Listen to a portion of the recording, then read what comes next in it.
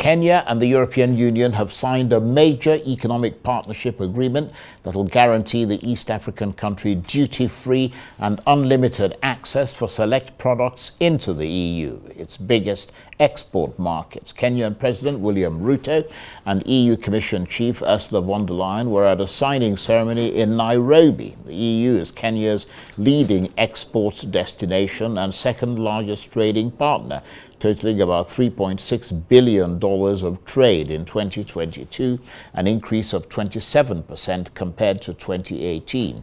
Both the EU and Kenyan parliaments will have to ratify the deal to bring it into effect. The European Union is Kenya's first export destination and second largest trading partner. And as it has been said, our bilateral trade amounted to more than 3 billion euros last year. But now this agreement will fully open the European market for Kenya's products as soon as it enters into force. So the door is open, tariff-free, quota-free. At the core of this arrangement is our aspiration to put real money into the pockets of ordinary people, farmers, craftsmen and women, fabricators, transporters,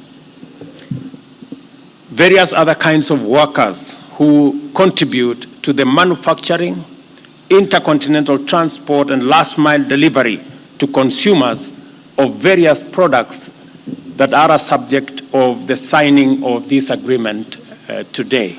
In the agreement, Kenya and the EU have committed to advance their mutual trade, investment, and economic cooperation objectives sustainably through the implementation of a strong joint environmental agenda. Through the agreement, therefore, Kenya has found a like-minded partner equally committed to the transition into a green economy and towards that end to pursue sustainable trade.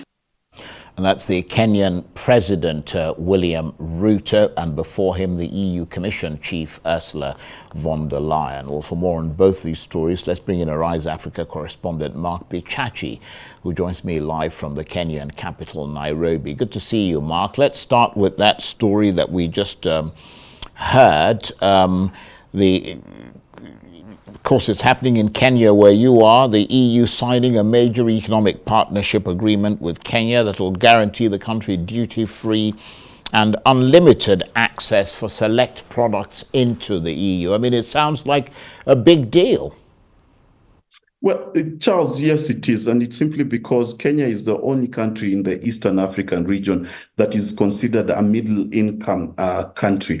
Therefore, what has happened to Kenya in the last 7 or 8 years, it has lost much of its quota-free and duty-free access into Europe and into much of the Western world. Therefore, what Kenya did, this happened also in last year when it signed a trade agreement with the United Kingdom, is Kenya has been aggressively pushing for the East African community to agree to these kinds of deals. However, its partner states, Uganda, Tanzania, to mention just two, have been slow in ratifying this. We must remember that these negotiations started way back in 2014. There was a tentative agreement in 2016, which was not signed to by the East African states. And then Kenya sought for the East African community to agree that each partner state can negotiate by its own self. And this is what has culminated in this signing. So Kenya is taking advantage of its middle income status to talk to these European countries, just as it did with the UK, just as it's doing right now with the United States, giving it quota access and duty-free access to the European market. Well, let's turn to the conflict in Sudan and the latest fighting there. There are reports that the war has now reached Madwadani, which is Sudan's second largest city. I wonder what you can tell us about that.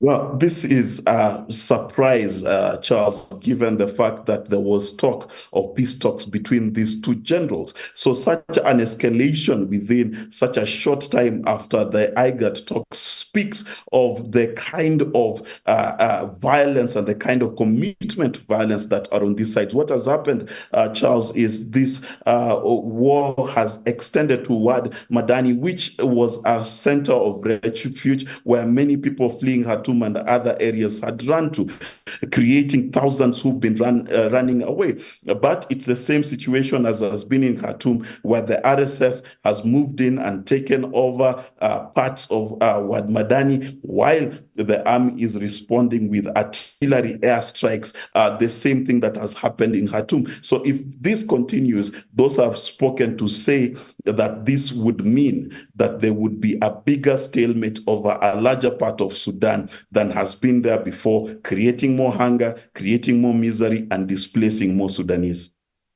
Well, absolutely. I mean, because we're hearing that this war in Sudan has triggered the largest internal displacement in the world. I mean, it sounds absolutely horrendous. I wonder what the latest is that you're hearing about that East African mediation initiative that was aimed at ending the war.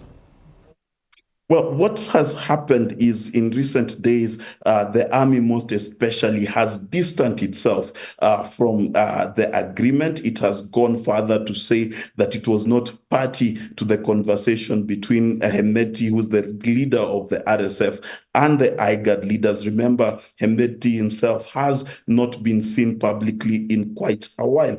Therefore, this agreement, as far as what pundits are telling me and insiders are telling me, it seems to be dead in the water. And I know you're not there, but you're obviously keeping in touch with what is going on. I mean, looking at the two sides in this conflict, Mark, I mean, which side seems to you to be gaining momentum? Well, that's an excellent question. And the problem is that this is the same conflict as perhaps the United States in Afghanistan. By that, I mean that there are two kinds of warfare going on. The RSF is doing urban warfare. It is taking advantage of hospitals and apartment blocks to hide its personnel, and it's fighting more of an urban guerrilla warfare. The army, on the other hand, is using the airspace where it has dominance. It's using much more heavy firepower with very little on-ground troop activity. Therefore, this stalemate, just as the United States was unable to overcome Afghanistan despite its superior firepower, it is a stalemate. I cannot tell you who is having the clear advantage here. Mark, thank you ever so much. Mark Bichachi is Arise Africa correspondent. He was talking to me there from the Kenyan capital, Nairobi.